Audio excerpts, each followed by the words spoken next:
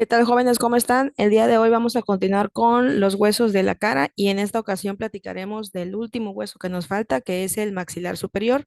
Este hueso es muy importante ya que forma parte de lo que es la articulación de todos los huesos de la cara, es decir, es denominado un hueso angular o pieza importante para la articulación de todo el resto de los huesos de la cara.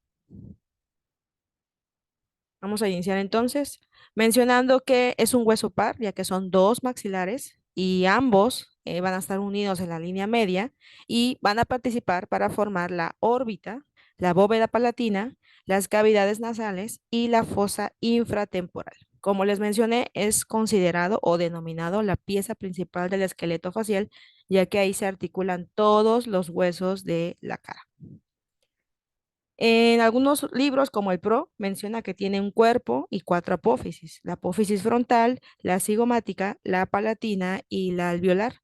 De acuerdo a la Target, ahorita mencionaremos cómo es que está dividido específicamente este hueso.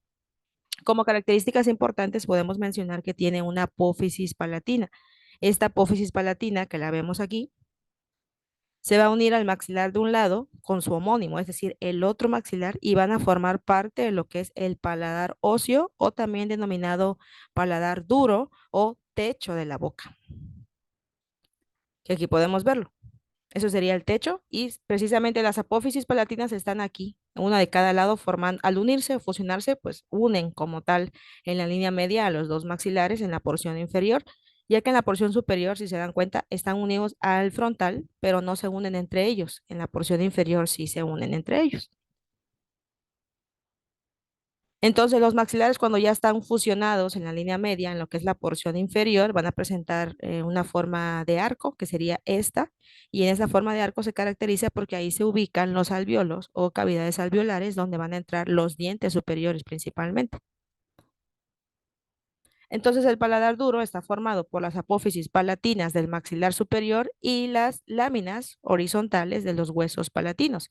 Aquí podemos ver la apófisis palatina y también podemos ver estas dos suturas, la sutura palatina media, que es precisamente donde están unidos los dos maxilares a través de su apófisis palatina, sería esta, sutura palatina media, y tenemos la sutura palatina transversa, en la cual se va a unir un maxilar con la lámina horizontal del hueso palatino. Vamos a ver ahora las partes entonces que va a tener este hueso.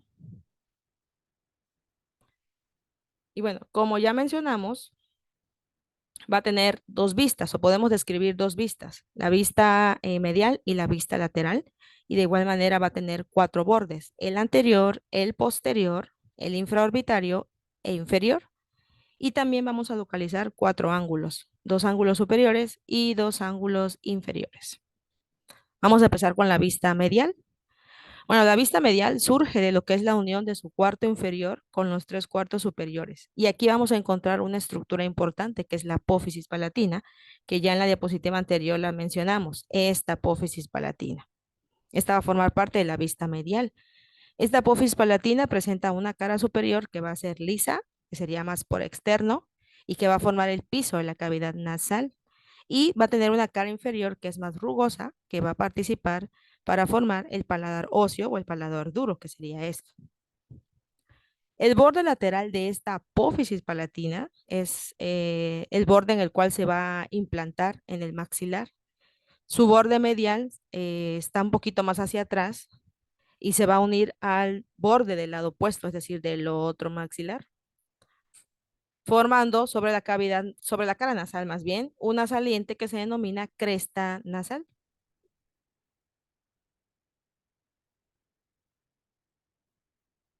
Ok. Siguiendo con eso, entonces mencionamos que hacia adelante esta misma apófisis palatina termina en una prolongación que tiene como forma de espina. Esta forma de espina se va a articular con el otro maxilar y van a formar la espina nasal anterior.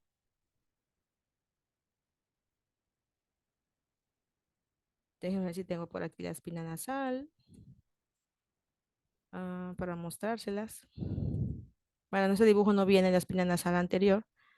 Ok, pero bueno, entonces, como mencionaba, hacia adelante, esta apófisis palatina tiene una prolongación en forma de espina que se va a articular con el otro maxilar y aquí van a formar la espina nasal anterior. Por detrás de esta espina hay un canal que se denomina conducto incisivo. Ese sí podemos verlo aquí, conducto incisivo. En este conducto incisivo, también denominado paladar anterior, van a pasar el nervio y la arteria nasopalatina, que ese sí podemos verla en la imagen anterior, precisamente. Aquí sería el conducto incisivo, sería todo este borde, y al final tendría el agujero incisivo, en el cual va a pasar la arteria y el nervio nasopalatino. El borde anterior de esta apófisis palatina, porque seguimos hablando de la apófisis palatina, pero tiene varios bordes, el borde anterior de esta apófisis va a formar parte del orificio anterior de las cavidades nasales. Su borde posterior se va a articular con la lámina horizontal del palatino. Y precisamente esta apófisis palatina va a dividir esta vista medial, que es de la que estamos hablando, en una porción suprapalatina y una porción infrapalatina. En relación a la porción suprapalatina, que sería la primera, va a estar centrada en lo que es el hiato maxilar. El hiato maxilar podemos verlo, es este espacio de acá, pero como aquí está un corte sagital no se observa muy bien, pero aquí podemos ver el hiato.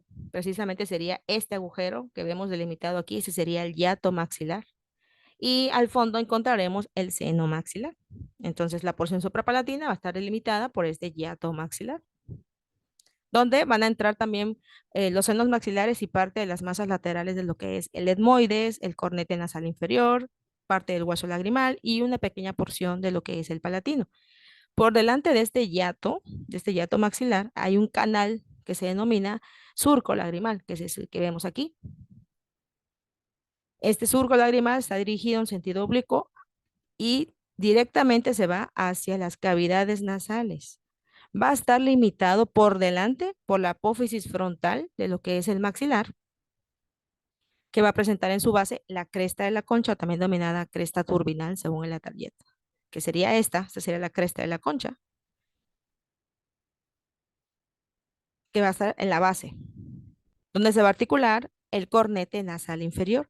Por encima de esta cresta, de esta concha, por encima de esta cresta o de esta concha, va a existir otra estructura un poquito más elevada que se denomina cresta etmoidal, donde se va a articular el cornete nasal medio y el etmoides.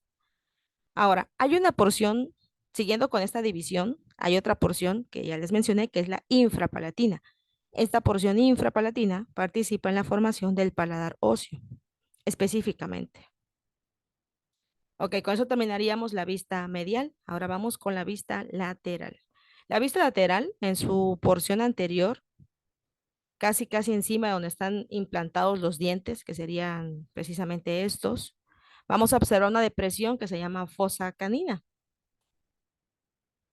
Es esta de acá, la fosa canina, precisamente esta que está aquí, que está delimitada por detrás por una saliente, que sería la eminencia canina, que va a estar un poquito más arriba. Una eminencia es como un sur, como algo, una elevación. Por detrás y encima de esta eminencia canina encontramos la apófisis zigomática, que es una de las apófisis que menciona el libro, que contiene también este hueso. Esta apófisis zigomática se va a unir por su base al resto de todo el hueso. En la apófisis zigomática vamos a escribir algunas caras. Vamos a empezar con la cara orbitaria o también llamada superior. Esta cara orbitaria, perdón, forma parte de lo que es la pared inferior de la cavidad orbitaria, precisamente donde va a entrar el ojo, que va a estar separada del ala mayor del esfenoides por una fisura orbitaria y hay un canal que precisamente va a pasar por ahí, que va a donde va a pasar el nervio maxilar y este canal se llama conducto infraorbitario, que es precisamente este que vemos aquí. ¿Sale? Entonces, dentro de la cara orbitaria, que forma parte, como ya dijimos, de la pared inferior, todo esto, la cavidad orbitaria, va a estar separada del ala mayor de los esfenoides por esta fisura orbitaria inferior, que va a contener al conducto infraorbitario, que es este, por donde va a pasar el nervio maxilar. Y este conducto va a continuar con lo que es el surco orbitario. Eso sería en la cara orbitaria. Ahora, en la cara anterior, hablando de la misma vista lateral, encontramos el foramen infraorbitario, que sería este de aquí. Por ahí va a emerger o salir el nervio infraorbitario. Debajo de este foramen infraorbitario vamos a encontrar una depresión que se llama fosa canina, que ya anteriormente la mencionamos. Y de la parte inferior de este conducto infraorbitario se originan otros conductos que terminan en los alvéolos de los dientes caninos e incisivos, precisamente para irrigarlos, ¿no? Y también en esta fosa canina, según el PRO, vamos a encontrar que ahí se inserta el músculo elevador del ángulo de la boca. Ahora bien, la cara infratemporal corresponde medialmente a lo que es la tuberosidad del maxilar, que sería esta porción de aquí, y lateralmente a la fosa infratemporal, que es la que estamos hablando, donde encontramos forámenes alveolares o agujeros alveolares, precisamente para los dientes. Y también ahí van a pasar nervios del mismo nombre, es decir, nervios alveolares y arterias alveolares que nos van a servir para nutrir a los molares. Vamos a encontrar que también hay cuatro bordes. El borde inferior, que es un poquito más hacia abajo y en sentido antero-posterior, que sería toda la porción inferior. El borde anterior, que va a formar la parte medial e inferior de lo que es el borde orbitario, que ya vimos. El borde posterior, que va a contribuir a delimitar la fisura de lo que es la órbita inferior, es decir, la fisura orbitaria inferior. Tenemos el borde anterior que va a emerger, bueno, va a salir por debajo de la espina nasal anterior y aquí vamos a encontrar la escotadura nasal, que sería esto de acá. Borde anterior sería aquí, perdón. Ese sería el borde anterior y el borde posterior, superior e inferior, ¿no? Entonces, ya vimos el superior, ya vimos el inferior, el borde anterior sería este y de aquí vamos a encontrar la escotadura nasal, que precisamente es esta de aquí. Y esa escotadura nasal termina en lo que es el borde anterior de la apófisis frontal, que ya vimos cuál es la importancia de esta apófisis, ¿no? Fusionarse con la otra para formar lo que es el techo del paladar. Y finalmente el borde posterior es un poquito más redondeado y constituye la tuberosidad del maxilar, que sería todo este borde, ¿no? Hasta aquí. Este va a formar la parte anterior de la fosa infratemporal y se va a articular hacia abajo con el palatino. Y con este palatino va a estar separado por un conducto que se denomina conducto palatino mayor. Siguiendo con el borde infraorbitario, este va un poquito más hacia inferior de la órbita y se articula por delante con lo que es el hueso lagrimal, el etmoides y el palatino. Ahí es donde entra toda esa articulación de huesos que precisamente tiene el maxilar en el borde infraorbitario. Hacia la porción inferior, ahí se va a articular con el lagrimal, el etmoides y el palatino. Hablando del borde inferior, pues este es casi hasta abajo y aquí vamos a encontrar los alvéolos dentarios, precisamente esas fosas alveolares que van a estar separadas por tabiques y donde van a entrar precisamente los dientes, ¿no? En esas fositas. Y bueno, finalmente hablando de los ángulos, que es lo que veríamos, mencionábamos que tiene cuatro ángulos, dos superiores y dos inferiores.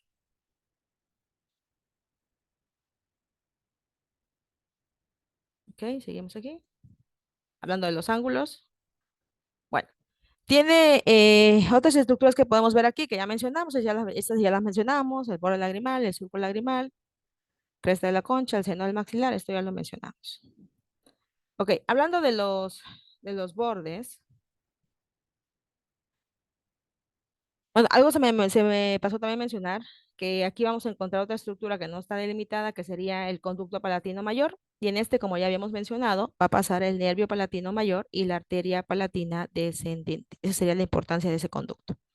Bueno, hablando de los ángulos, vamos a tener, como ya mencionamos, cuatro ángulos, dos superiores y dos inferiores. Aquí el que nos interesa mencionar es el ángulo anterosuperior, en el cual vamos a destacar precisamente la apófisis frontal de la que ya hemos estado platicando anteriormente.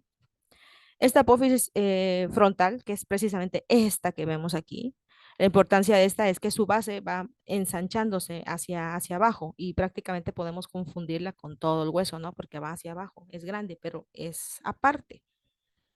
El vértice de esta apófisis frontal se va a articular con la porción nasal. Su cara medial va a formar parte de la pared lateral de las cavidades nasales. Su cara lateral va a presentar la cresta lagrimal anterior del maxilar y delante de este se va a insertar el músculo elevador del ala de la nariz y del labio superior. Y por detrás de la cresta vamos a encontrar el surco lagrimal, que ya vimos en la diapositiva anterior.